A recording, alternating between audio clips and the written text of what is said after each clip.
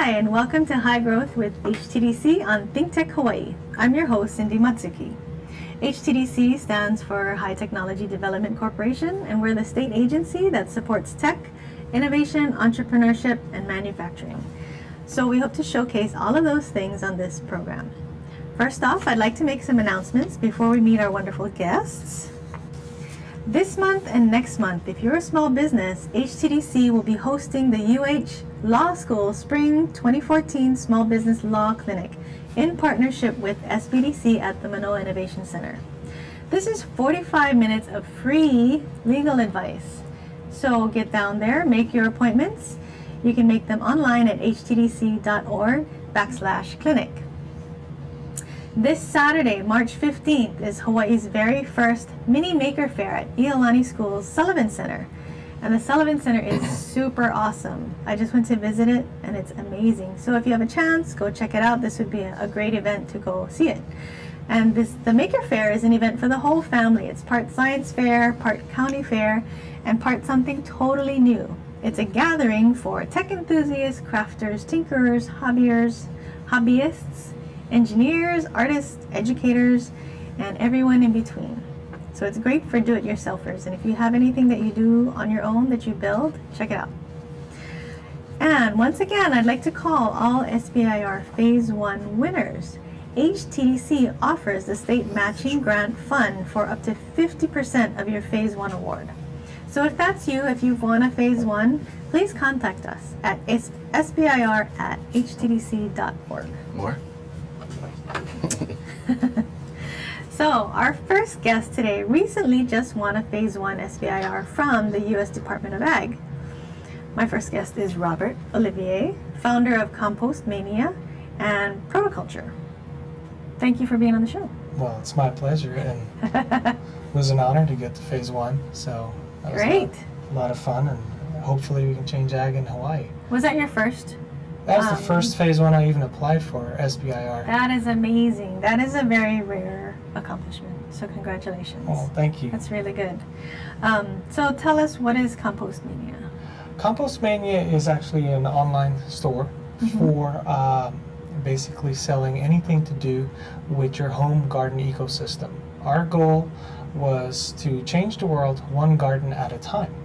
And the best way to do that, in our mind, was to find a way to get people away from Home Depot and to rely on the natural fertility that they can find within their own environment.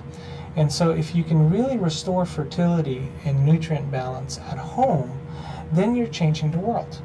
Lawns are very inefficient, and your typical green, fertilized, and completely petrochemically based home accessory is really a living ecosystem, but you have to treat it as such. And so a very simple thing would be to look at increasing your fertility at home. And one way of doing that was composting. And one way to get into composting is to be able to go after our waste. So not only are we solving a waste problem on one side by diverting food waste from landfill, which in Hawaii is definitely an issue, we are also adding to the overall ecosystem at the end. And it is composting is something that was done before the advent of modern fertilizer, and our grandparents definitely did it. And now what you're noticing is a lot of people think that composting is difficult. It's hard. They don't know what to do, and they're iffy. And really, the whole idea about Compost Mania is to say, no, it's not. It's not difficult. You can do it, and you could build something yourself, or you can buy a clean unit. And so Compost Mania grew out of that principle of changing the world one garden at a time. Wow, that's great. That's a good idea. And what is Prota-Culture?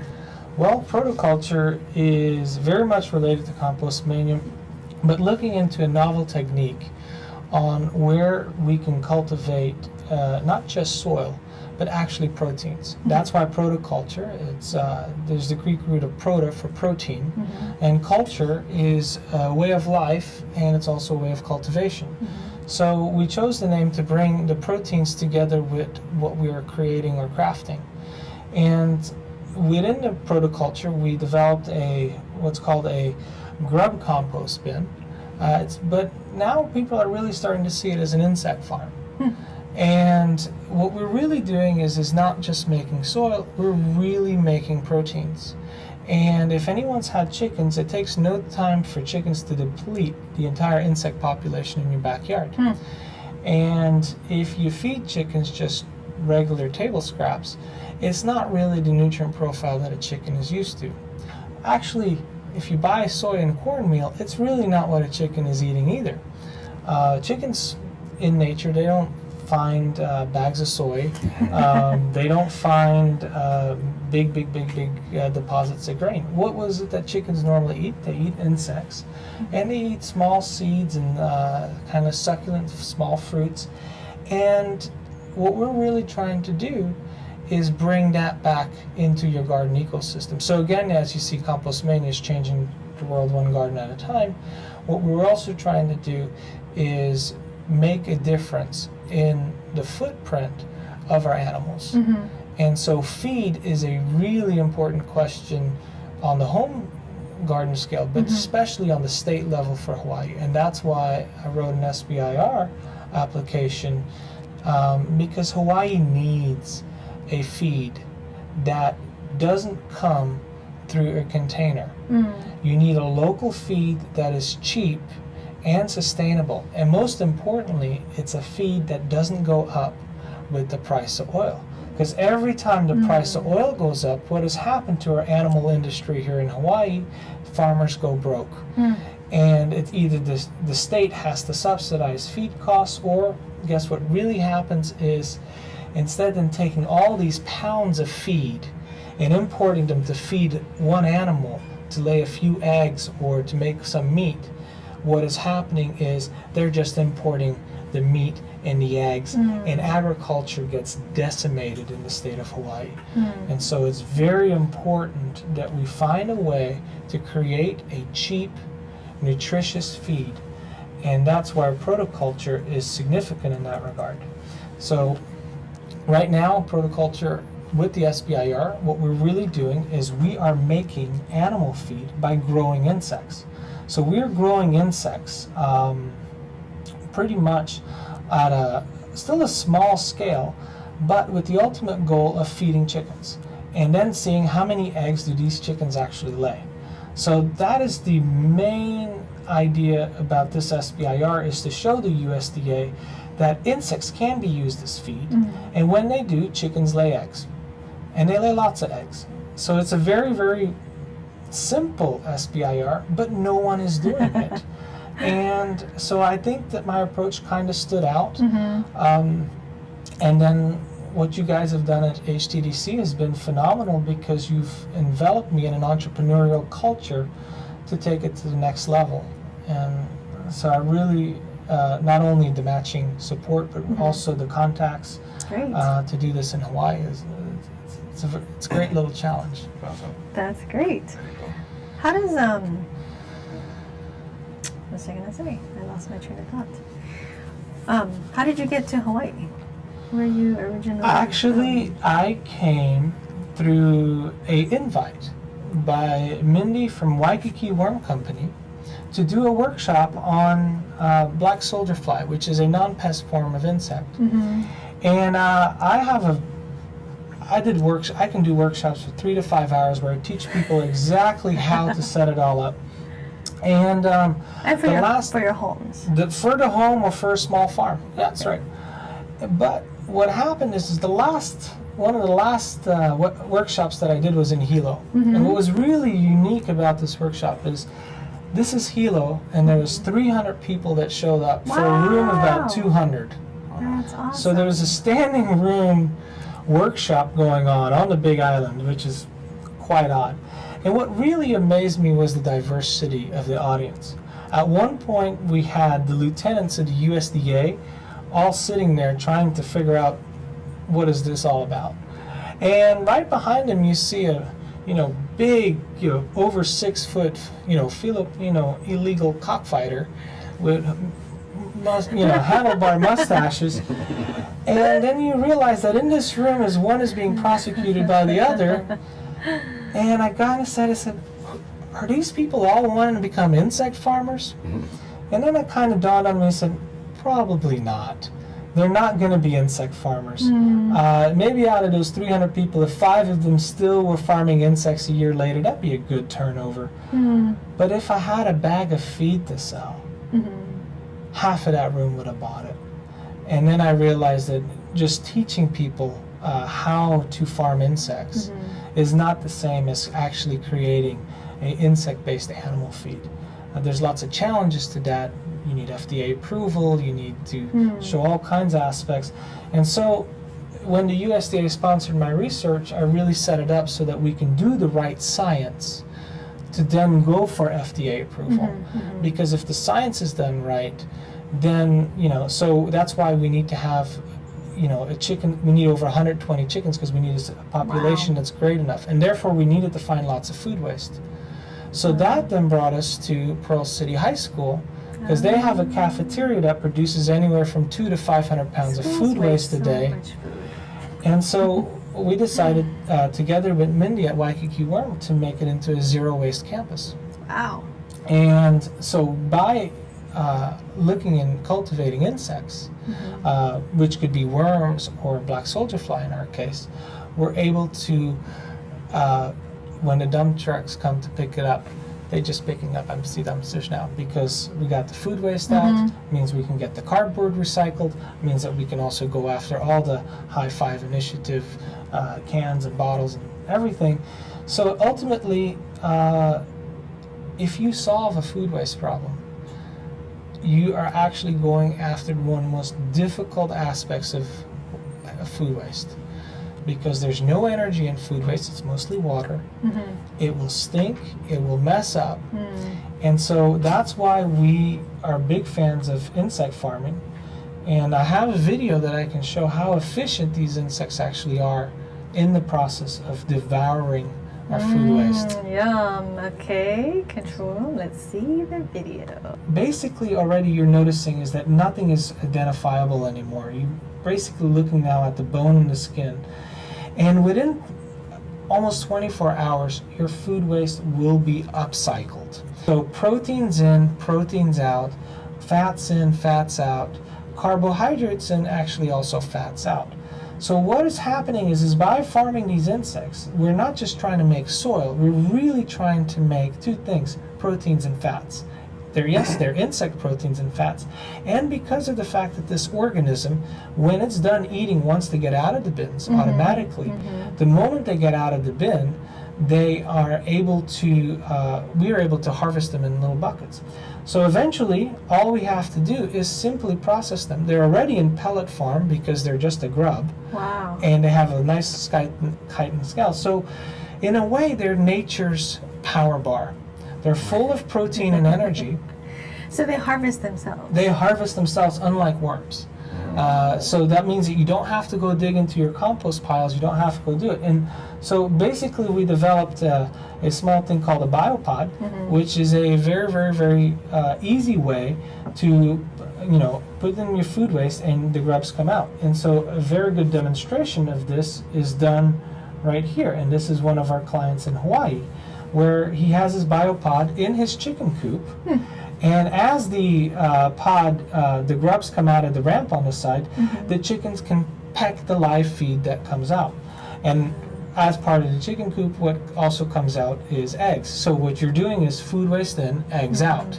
And that is a very, very oversimplification of how we're doing it. The eggs look fantastic because they're full of calcium and phosphorus and full of protein. Sometimes overeating, and the ladies pay for it when the eggs gets delivered, and you can hear them. Yeah, so it's one of the reasons that we're working on taking the dried grubs and actually making them into a pellet, because they get less excited if it's not than live. If it's live and it looks like an insect, around. it's like a frenzy. It's a I think it's kind of like a mosh pit in a Metallica concert.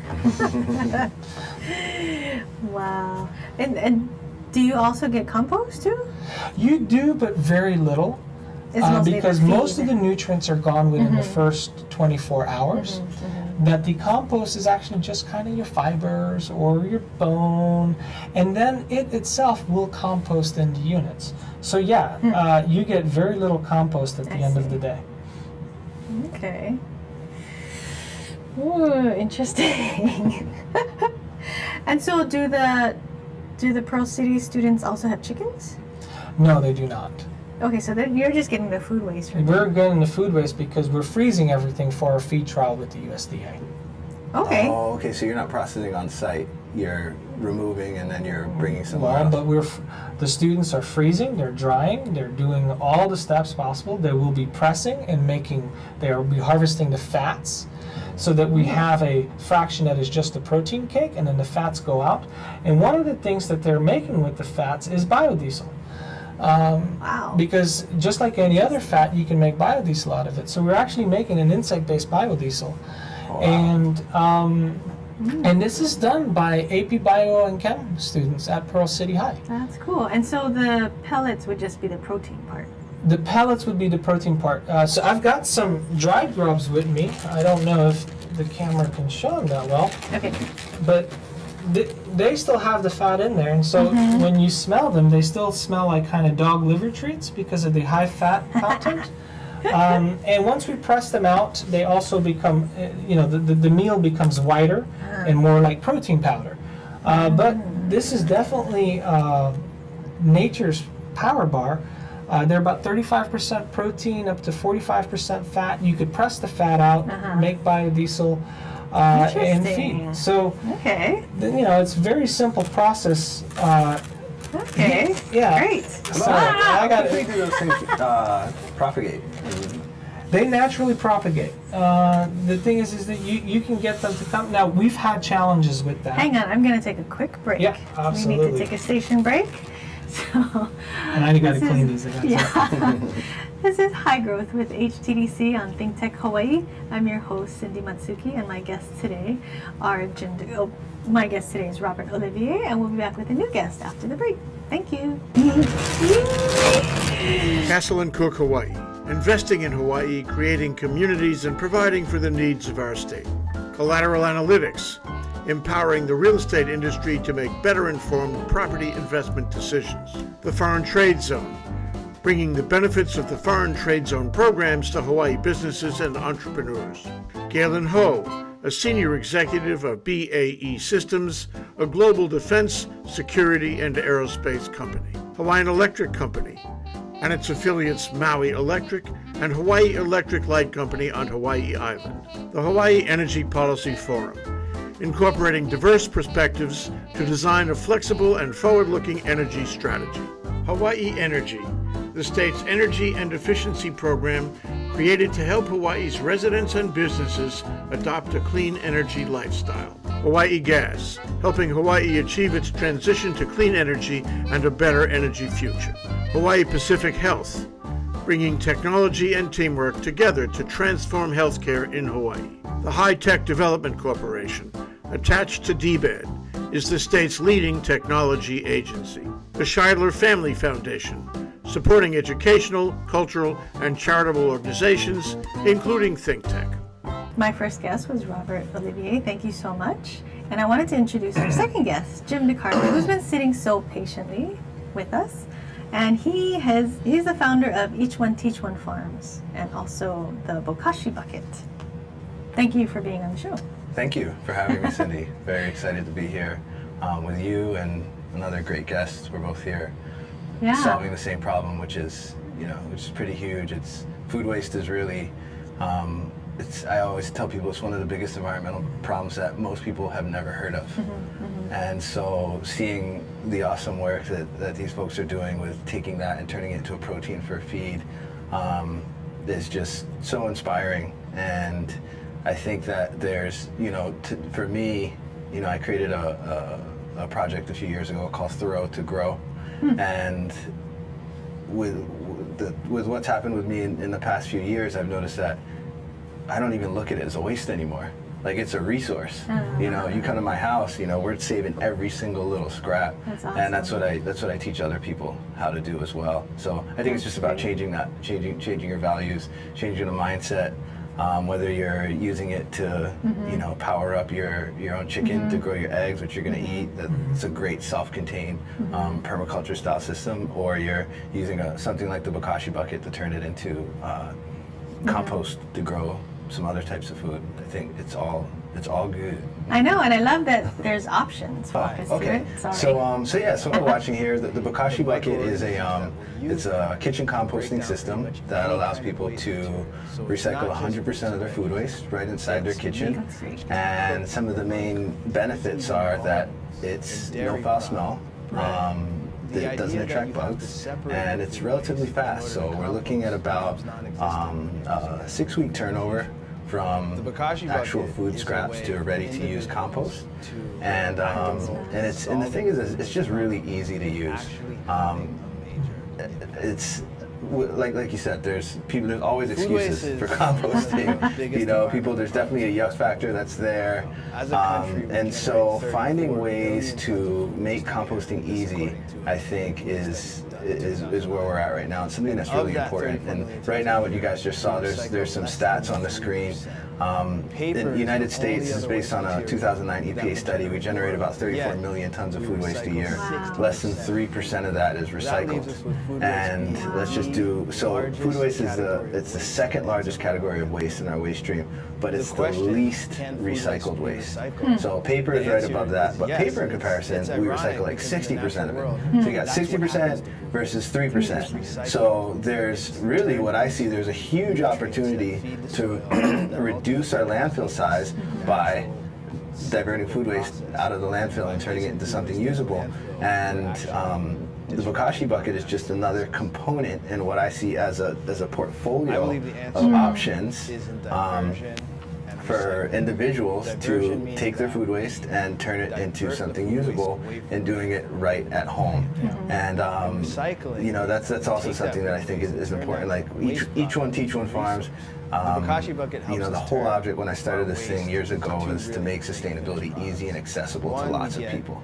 So I realized that, you know, we have this big leap that we have to make. There's this big bridge that we have to cross. Yeah, and then it's not going to be, you know, it's not going to be like a light switch. We're not going to flick it, and everybody's not going to be on board next tomorrow. So it's all about small changes having a big impact. You know, just a little bit at a time, and just changing your mindset. And that's really been the goal. And so Bokashi bucket is just one product. There will be more.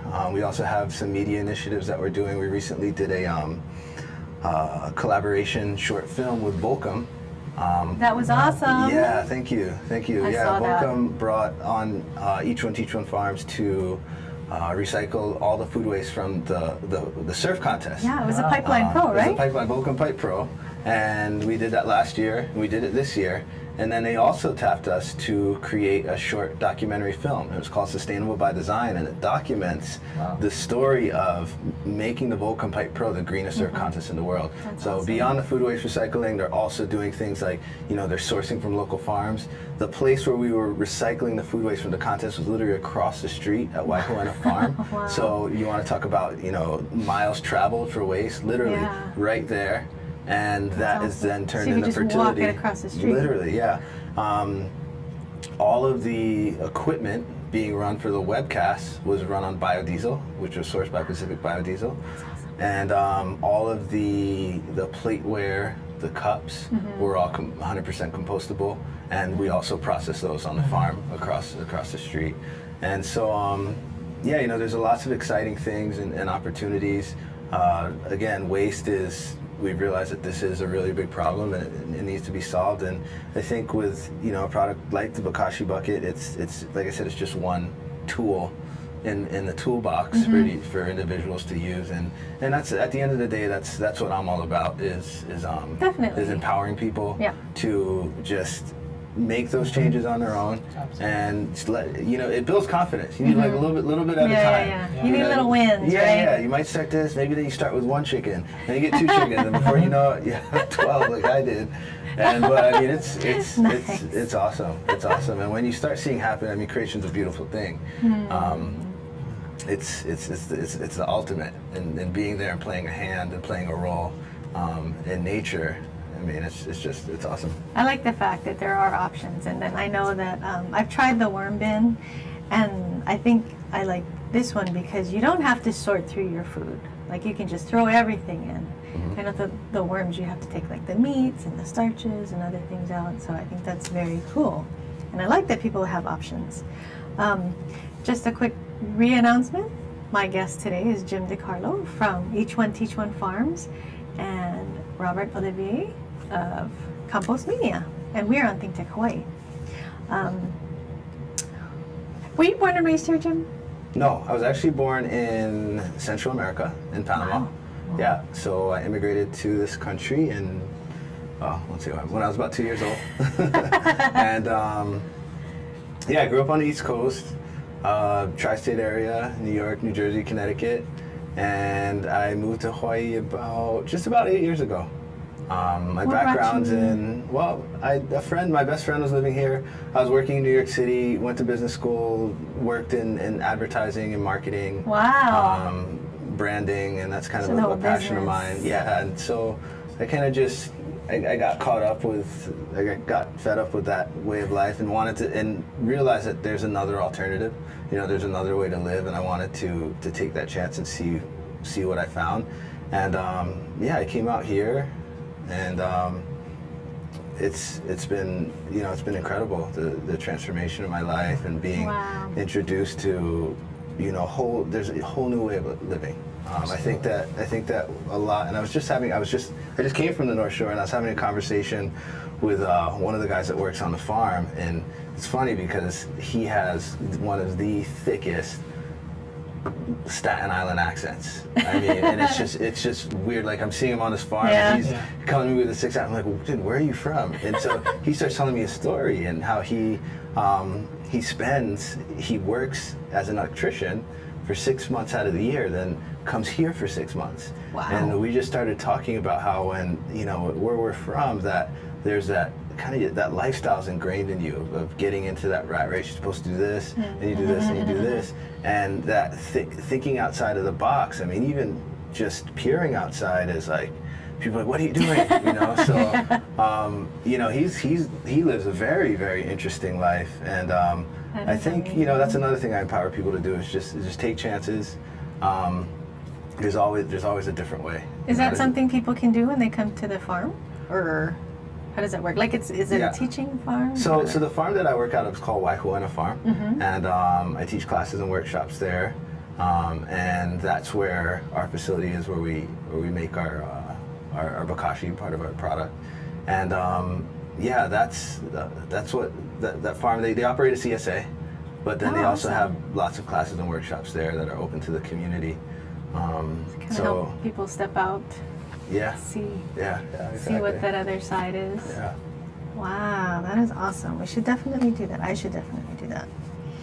And then I've also noticed that you have a workshop coming up at the Box Jelly. Yes, we do. It's going to be a Bokashi composting class, and in that class people will learn how to make their own Bokashi. And for those of you guys who don't know out there, Bokashi is the kind of active microorganism blend that works all the magic on the food waste and actually helps it to break down. So we'll be teaching folks how to make that, and they'll be making their own kind of mini Bokashi bucket to take home. Wow, so the goal nice. is that you can walk out of that workshop and you'll be able to take your food scraps when you get home and start right away. Wow. Yeah. So that activator mix, does it start, or what does it do? So the process, the science behind it is called anaerobic fermentation. So that's why we do it in a bucket. Anaerobic meaning no oxygen. And the microbes that we use it's a blend of beneficial microbes, and they're mixed with, we mix it on like a bran, like a wheat bran, and then we add some molasses in there. The sugars help to feed the microbes. And that's really the base. I mean, in my blend I add a few other things, but that's really the core base of what Bokashi is. And what happens is when you add that to the food waste in an anaerobic environment, the microbes just really thrive, and they go to work and they actually ferment the food waste instead of letting it rot. So that's what helps to break it down quickly.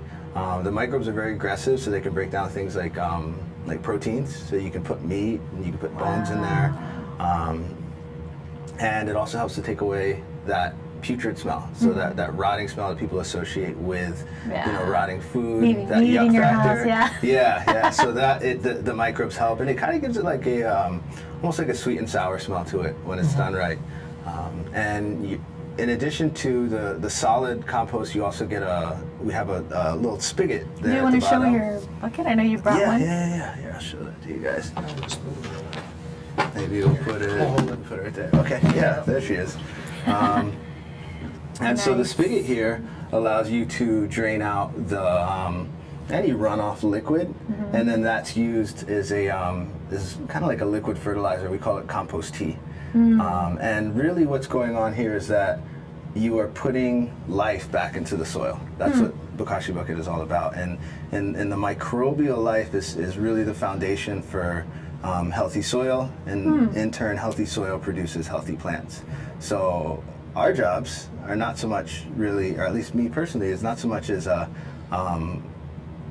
farmer in terms of growing food, but I'm growing healthy soil first. So that for me, it all starts there, and the benefits are phenomenal. We're talking, not only the size, but quality, and then also just ease. What I found is that when you put good things into the soil, the plants just kind of like take care of themselves. I mean, with pests and disease. Really? Yeah, I mean, the healthy soil is really where it's at. So yeah, that's what this does. So some of the microbes actually come out into the liquid. Yes, they do. Yeah. Okay, and that's what you're putting into That's what you do. the You actually soil. dilute that, and then you can water it right into the soil. You could do a foliar spray, which is just spraying it right on your plants. I put it in a pump sprayer, and I just spray my entire garden down periodically. Wow, that is awesome. Very awesome. I'm so excited. So, I want to thank my guests today. My guests today have been Robert Olivier of Prota-Culture and Compost Mania. Check out compostmania.com. That's right. And also Jim DeCarlo. They can go to eachoneteachonefarms.com, or if it's easier, the bokashibucket.com. And you can also find these, if you want to get a closer look at them, you can find them at any Whole Foods or Down to Earth store. That's awesome. You can get them there too. Very good. And you can also visit Jim at the Box Jelly. Yes, Box Jelly. That's right. Come down. And then I wanted to ask our viewers, I wanted to thank you guys for supporting our entrepreneurs, firstly, and for watching this program. But also, if you have any comments or questions, to please leave them in the comments below. Let us know what your composting experience has been. And if you have any questions for Jim or Robert, please put them there and we'll get back to you. And thank you very much for joining us. We'll see you next time.